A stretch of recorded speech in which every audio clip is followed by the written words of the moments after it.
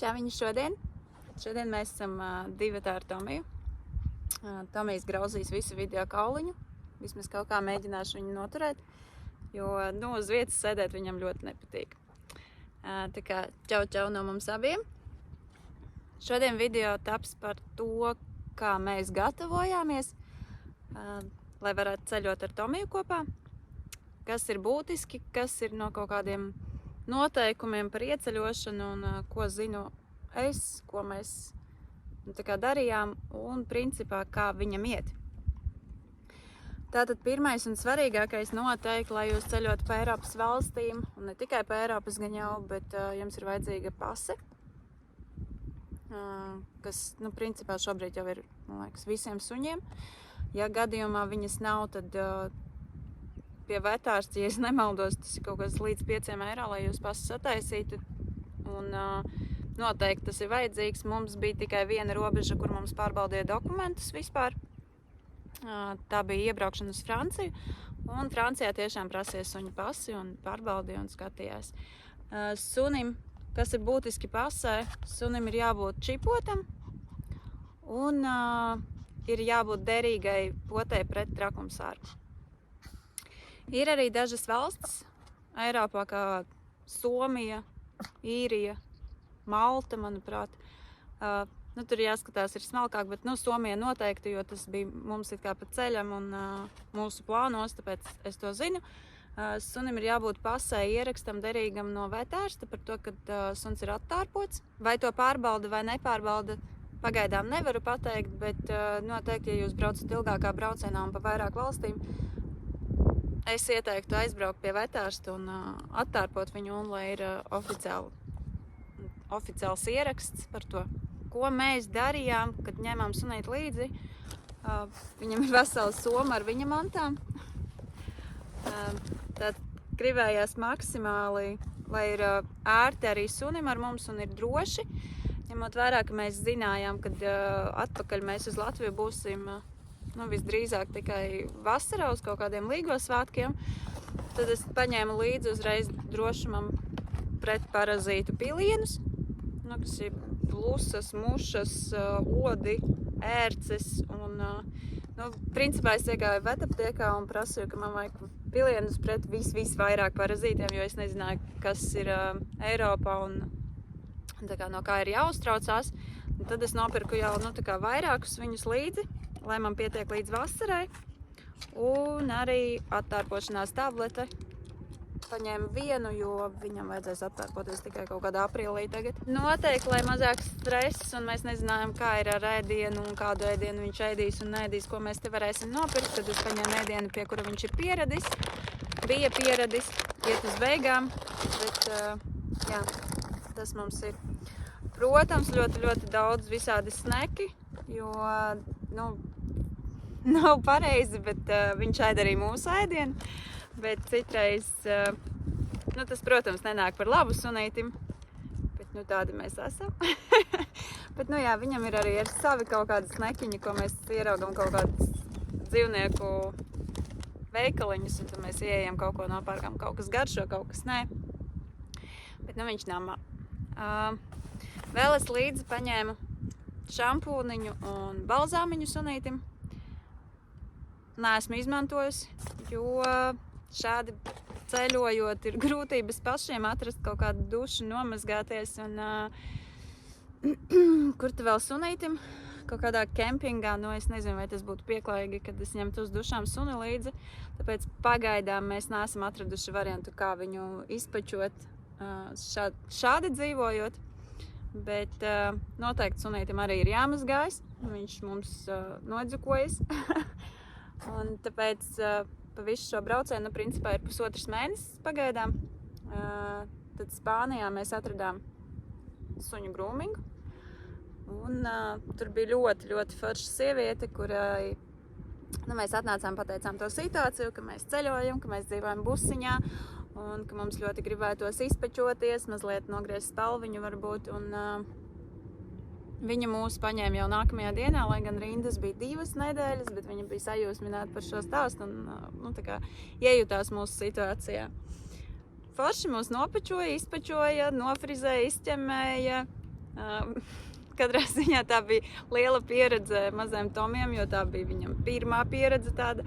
Teikšu atklāti, man arī nebija ļoti omulīgi, jo uz 2 stundiņām bija mazais nezvārs jāatstāja svešās rokās Spānijā.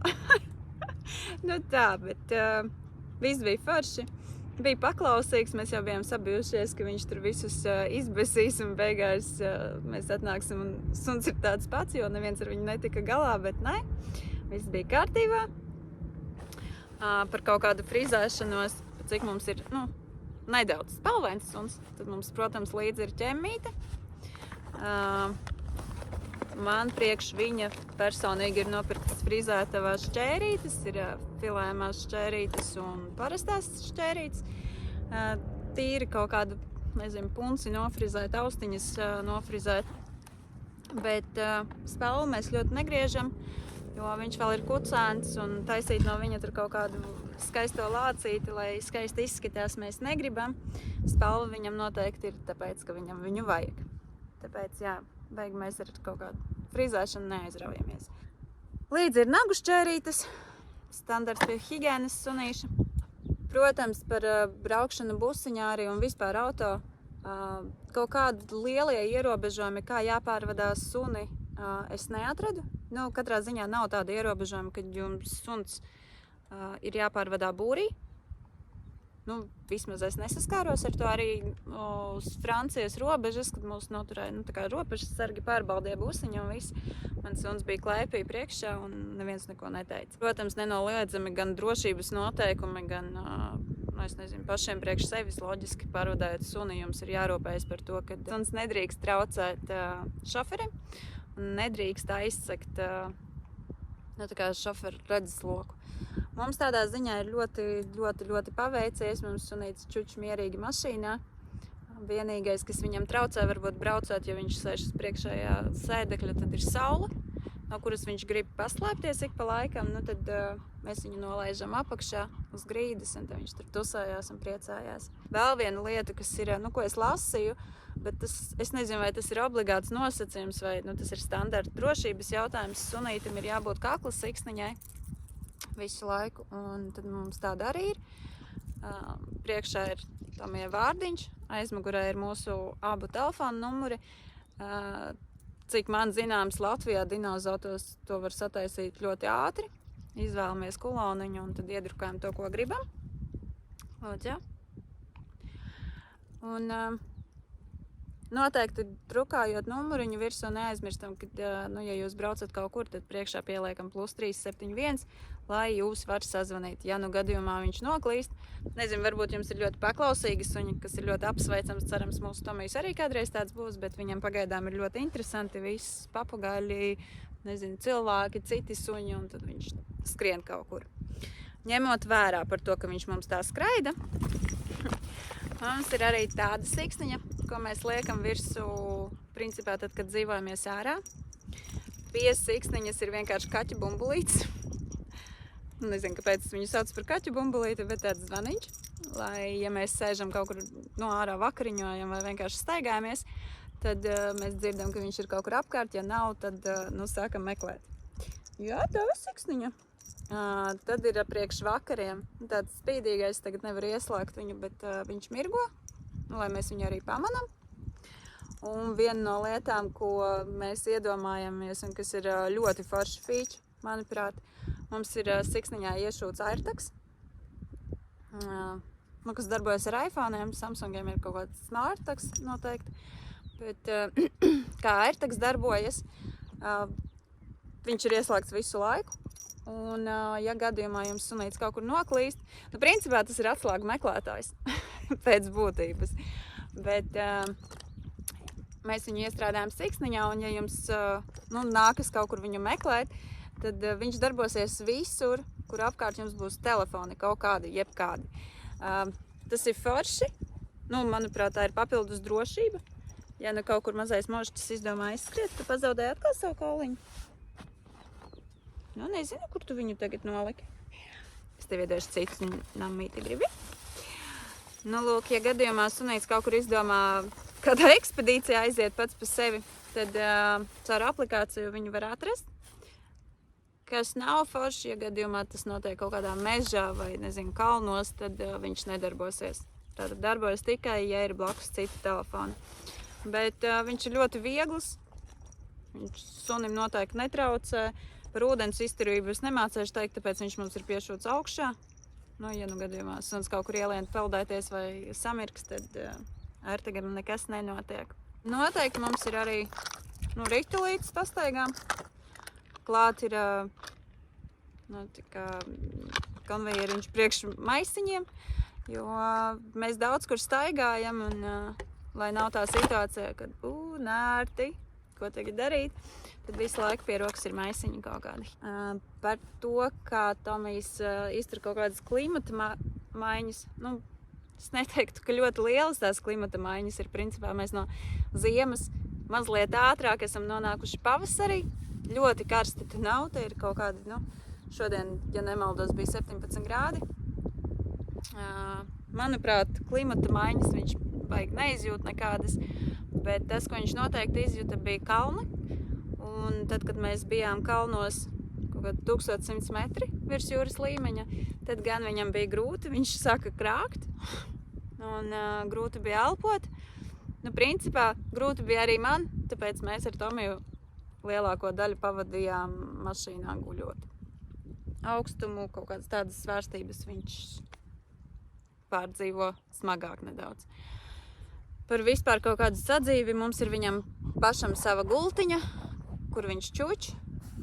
Nenoliedzami tā gultiņa atrodas blakus mūsu gultai, izstieptā variantā uz leduskapja. Tāpēc arī naktī viņš atnāk mūs apciemot. Negribi vairs. Bet, manuprāt, sunim ir jābūt savai vietai. Viņam ir jāzina, ka viņam ir sava vietiņa. Tā ir kaut kāda papildus drošība un papildus komforts viņam. Par ceļošanu ar suņiem vēl lasīju, kas nebija aktuāli, protams, mums. Mēs esam maziņi un nevienam pāri baigi nevaram izdarīt, ja vienīgi satricināt. Bet par tiem saimniekiem, kuriem ir kā viņi potenciāli bīstamie suņi, cik es lasīju, jā.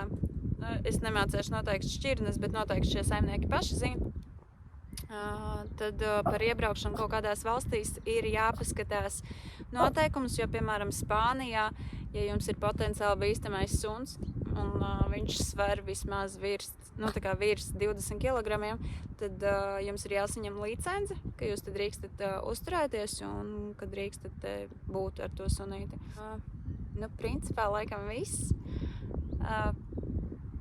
Tomiem patīk braukāties, viņam patīk ar mums dzīvoties, viņam patīk ceļot.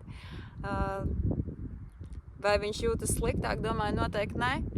Domāju, ka viņam grūtāk un garlaicīgāk bija atrasties dzīvoklī, kamēr mēs esam daudzās stundas darbā.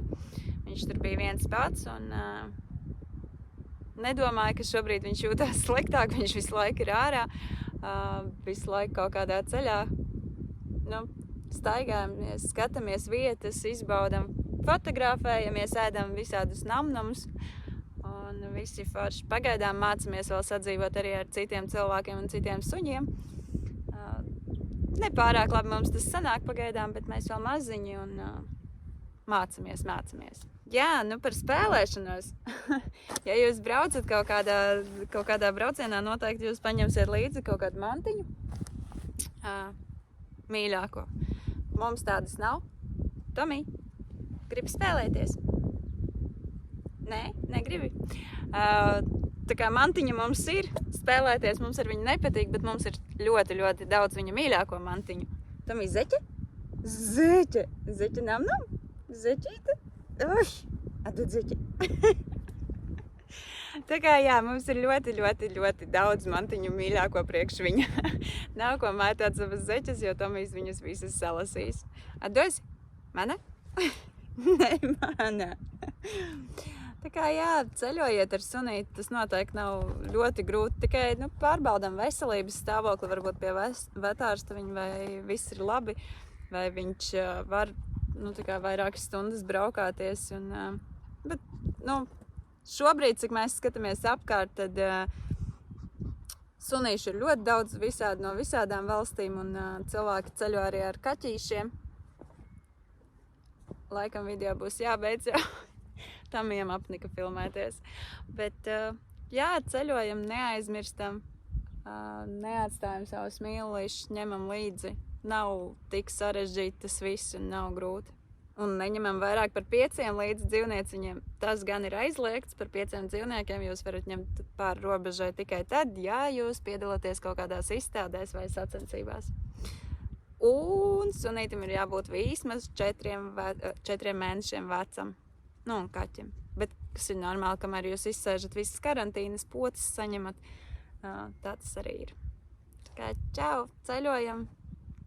Rādam pasaulē arī mūsu mazajiem četrkājainajiem draugiem.